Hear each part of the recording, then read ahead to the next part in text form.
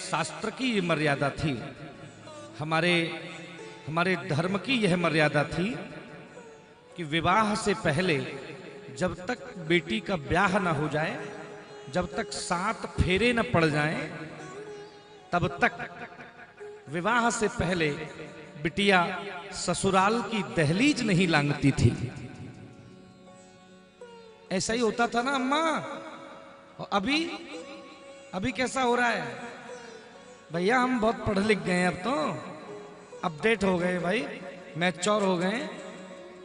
अब तो pre wedding suit का जमाना आ गया है भाई। प्री वेडिंग सूट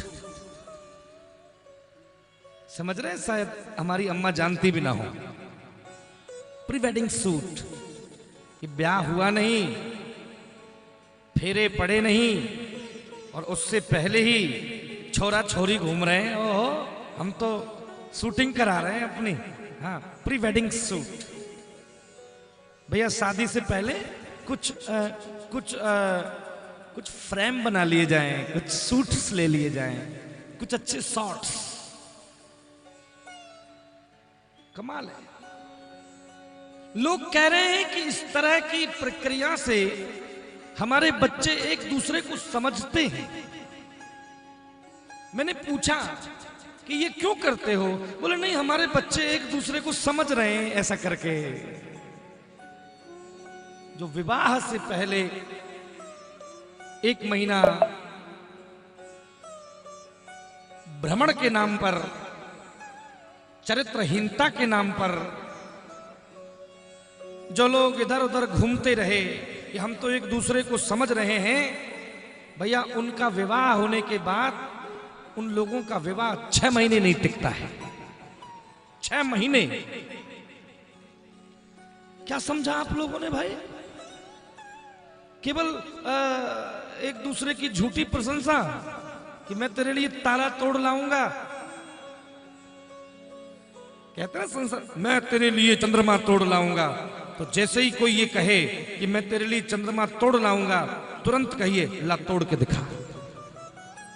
केवल बातें बनाते हो।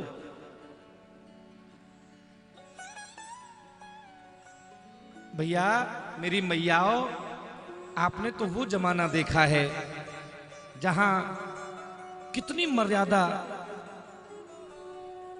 अरे हमारे यहाँ के बड़े बूढ़े तो यह भी बताते हैं कि विवाह के बाद भी हमारे यहाँ की माताएं वर्षों तक अपने पति का चेहरा नहीं देख पाती थी। इतनी लज्जा, इतनी शर्म।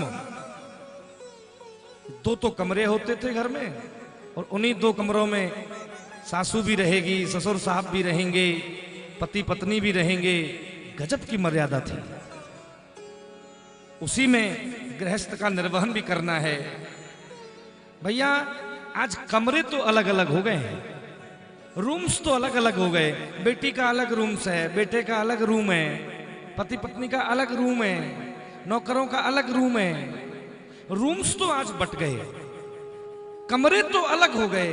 लेकिन मुझे कहने दीजिए, कमरे के साथ साथ हमारे विचार और हमारी सभ्यताओं का भी बंटवारा हो गया।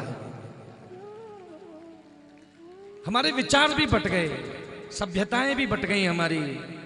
हमारी जो सकुच था, जो लज्जा, गृहस्थी के जीवन में एक संकोच होना चाहिए, एक लज्जा होनी चाहिए कि भैया हमारा बेटा कभी भी हमें एकांत में ना देखे। हमारी संतान ने यदि हमको हमारी पत्नी के साथ एकांत में देख लिया, तो निश्चित ही ये हम उस दौर से गुजर रहे हैं कि निश्चित ही उसके मन में मलिनता जन्म लेगी। तो एक दूरी रखिए, एक डिस्टेंस रखिए, एक सभ्यता, एक सोच का एक दायरा, पवित्रता की एक सोच। जीवन में पवित्र सोच का व्यक्ति ही उन्नत होगा। जीवन में पवित्र सोच का व्यक्ति ही आगे बढ़ेगा। विवाह को नाटक मत बनाइए। मैं एक शब्द और कह देता हूं, जो मैरिज रजिस्ट्रार के सामने ये जो आजकल साइन करने की प्रक्रिया चल गई है, साइन करो तो बन गई पत्नी, साइन करो बन गई पति। जो महिला, जो स्त्री कागज पर साइन करके आई है वह लाइफ पार्टनर तो हो सकती है, धर्म पत्नी नहीं कही जा सकती। हाँ, लाइफ पार्टनर तो वो है, धर्म पत्नी उसी को कहते हैं जो 7 फेरे लेकर के अग्नि के समक्ष 7 फेरे लेकर के घर में आए, वह पत्नी धर्म पत्नी है। पन्ने पे बस साइन कर दिया, हो गया।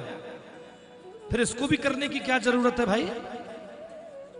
इतना लंबा प्रोसेस भी क्यों कर लेना है?